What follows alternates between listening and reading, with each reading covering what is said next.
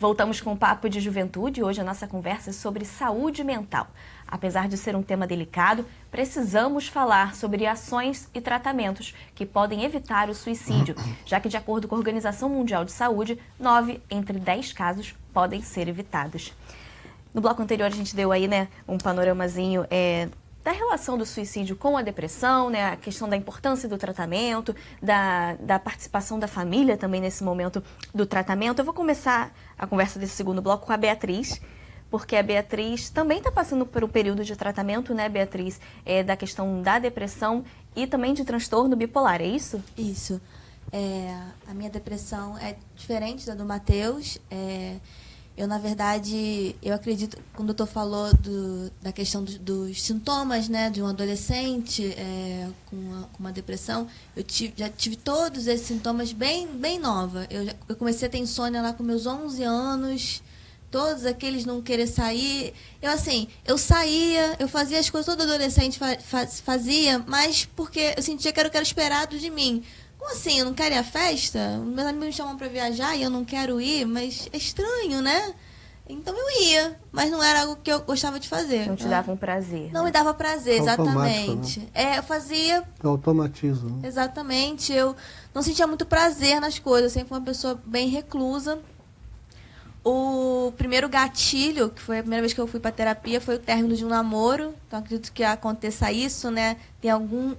No meu caso, é importante ressaltar que é o caso genético. Várias pessoas na minha família têm transtornos mentais. Praticamente todas as pessoas do lado da família da minha mãe têm algum tipo de transtorno mental. Uhum. Então, o primeiro gatilho foi um término de namoro, que aconteça com muitos jovens. Isso. Foi quando eu fui para terapia, não cheguei a iniciar a medicação. Fiz terapia, cheguei aí parei. O segundo gatilho, que foi quando eu cheguei a iniciar a medicação, foi quando eu passei para a faculdade. Quando eu cheguei lá, eu vi que não era aquilo que eu queria, e aí eu tive uma crise nervosa muito forte, de chorar. Foi quando eu comecei a ter ideação suicida. Eu ia para a faculdade, atravessava a rua e pensava de me jogar na frente de um carro. Foi aí que quando eu me chamou a atenção, falou, eu acho que agora eu preciso de um remédio. Eu voltei a fazer terapia, mas eu vi que a ideação suicida foi algo que chamou muito a minha atenção. Falar, alguma coisa está muito errada. Uhum. E aí que você foi procurar um psiquiatra, um médico realmente especializado nisso. Exatamente. Sim. E como que você chegou nesse diagnóstico também de transtorno bipolar? Então, o diagnóstico de transtorno bipolar foi recente, foi em dezembro agora de 2018. Então, eu vinha me tratando errado, né, para depressão, vinha me diagnosticando de uma maneira errada. Sempre eu tinha crises e crises e crises. Os médicos só aumentavam a minha medicação. Mas numa sessão de terapia em família, eu cheguei para a médica, falei sobre eu e meu irmão, falei assim que eu queria me matar e que eu falei assim, eu quero me matar, meu irmão quer me matar, quer se matar, meu irmão também estava com umas questões. E aí a médica chegou e falou para mim assim, você tem que procurar um psiquiatra. Na época eu estava sem psiquiatra, que a minha psiquiatra tinha saído do país. Uhum. E ela falou assim, você tem que correr procurar um psiquiatra, porque eu acredito que você esteja com transtorno bipolar, não é depressão. Transtorno bipolar. E aí você chegou nesse outro diagnóstico e começou a fazer o tratamento certinho, né? Foi, aí eu fui numa nova psiquiatra e aí eu falei, olha, a psicóloga falou isso, ela falou que desconfia de um transtorno bipolar. E aí eu contando a minha história, ela falou assim, realmente, você tem você contando a sua história, realmente parece ser um transtorno bipolar.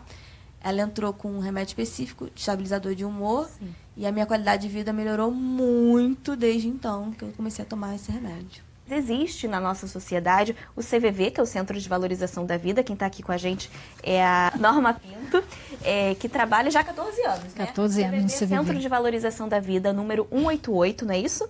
Número 188, que recebe ligações de pessoas que estão nesse momento muito difícil, né? E que estão precisando de uma ajuda, de um apoio, de uma palavra, para tentar sair, pelo menos, ali daquela situação. Conta um pouquinho pra gente como que é o trabalho de vocês. Pois é, o trabalho existe há 57 anos, já percebendo esse problema de suicídio em São Paulo. e a gente está nisso esse tempo todo. Então, os voluntários, na verdade, eles não dão só apoio, eles escutam uma conversa diferenciada. Todos, para serem voluntários, passam por um programa de seleção de voluntários, dura em média 9 a 12 semanas. E que a gente aprende lá, principalmente, é a empatia, a prestar atenção no outro, a se neutralizar e valorizar o que a pessoa está trazendo para a gente. E com isso a gente proporciona um desabafo. O que é o desabafo? É que a pessoa esvazia aquele pote que cada dia vai acumulando os problemas. E que vai levar ao suicídio é aquela gotinha que vai transbordar. E com esse desabafo a gente não resolve o problema de ninguém. A gente não incentiva a interromper nenhum tratamento, pelo contrário. Mas por quê? Funcionamos 24 horas, todos os dias do ano. Então a gente tem um recurso ali ao alcance de todos. E com esse telefone gratuito, 188, totalmente gratuito, para quem liga. Então, isso faz com que a pessoa esvazie aquele pote, desexpressorize. Então, ele ganha uma sobrevida, ele ganha um gás, ele transfere adia essa ideação de suicida. Ele volta a ligar, ainda às vezes na mesma condição, dependendo do grau da depressão ou da ideação, com a arma na mão, com a corda no pescoço, mas está sempre adiando. Até que um dia, com esse desabafo e procura de ajuda, ele diz que foi bom, que conseguiu superar, porque a gente também proporciona a conversa. Pela primeira vez ele vai se ouvir. Ao início, o meio e o fim daquela conversa, do pensamento dele. E a partir do momento que ele se escuta, para a gente, até o silêncio é comunicação. Porque ele manifesta, peraí, tem alguma coisa, não tinha entendido, algum processo está melhorando, porque pela primeira vez ele está se ouvindo, como eu falei, sem julgamento, com uma aceitação, e isso ele consegue falar um assunto que às vezes ele não consegue falar com ninguém. Quanto tempo você está no CVV? 14 anos. Qual o retorno que esse trabalho traz para você numa sociedade tão frenética, né, tão ansiosa, tão depressiva, que está precisando desse apoio, né? Porque é importante a gente falar, a gente tem o CVV, mas é uma consciência que tem que estar geral, né? A sociedade inteira tem que se sensibilizar, tem que ter essa empatia de escutar, como a Fernanda falou no bloco anterior, para oferecer qualquer tipo de apoio, que qualquer fala, qualquer movimento é uma forma de comunicação, né? Sim, essa ideia realmente de participar para a sociedade, de um tempo atrás, a gente percebeu que a gente poderia fazer algo mais. Que só a gente ficar aqui na zona de conforto, quem quiser que ligue para a gente desenvolveu o CVV Comunidade, que é também ir ao encontro de quem precisa, né? Legal. Então, a gente tem várias ferramentas para isso. Uma ferramenta há pouco tempo, que a gente até então trabalhávamos só com prevenção, agora a gente também está trabalhando com a pós-venção, que é o CVV Gás, Grupo de Apoio Sobrevivente Suicida. Então, atualmente estamos com 32 locais. E quem são esses sobreviventes? São pessoas que em algum momento tentou o suicídio e não conseguiu, e as pessoas do entorno, amigos, colegas que estão impactados. Antigamente a gente falava que de 6 a 10 ficava impactado, a gente vê que é muito mais. Por exemplo, numa escola, se acontece um suicídio, a escola toda fica impactada. Numa empresa, a empresa toda. Numa rua, num condomínio. Então, isso afeta muito mais. Então, é uma preocupação, e o CVV está cada vez mais se colocando disponível, como ele falou, né, desde setembro amarelo, desde 2015, essa divulgação, desmistificar todo esse problema, e a gente está conscientizando, né, através de palestras. Esse programa é uma oportunidade muito grande. É importante você falar isso, que o problema não está somente na pessoa em si, né? Ela, por mais que ela esteja passando por esse momento, o ato em si dela vai afetar muita gente. Então, se aquelas pessoas que estão em volta ajudarem essa pessoa, vai evitar o sofrimento de muito mais gente, né? Então, é um trabalho realmente que precisa ser em conjunto, né? E é importante a gente falar também, né, doutor César, da depressão e transtornos mentais.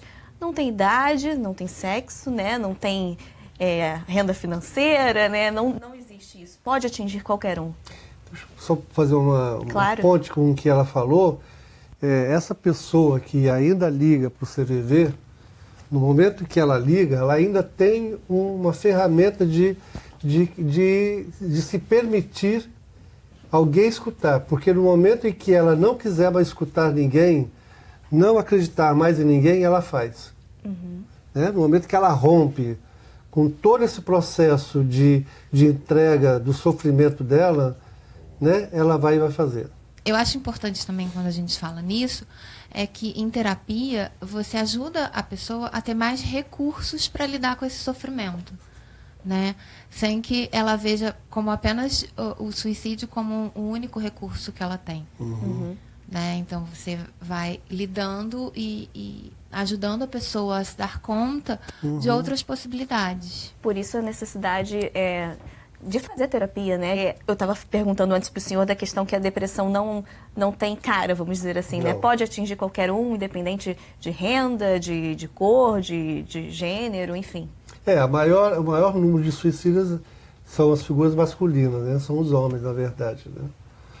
E não tem idade. Não tem idade, né? Eu sei de uma história de uma criança de 9 anos, que os pais moravam numa cobertura, e volta e meia eles pegavam a criança de madrugada acordando na beira, eles botaram uma rede, dizendo que ela queria se suicidar. Ela usava essa palavra, eu quero me suicidar.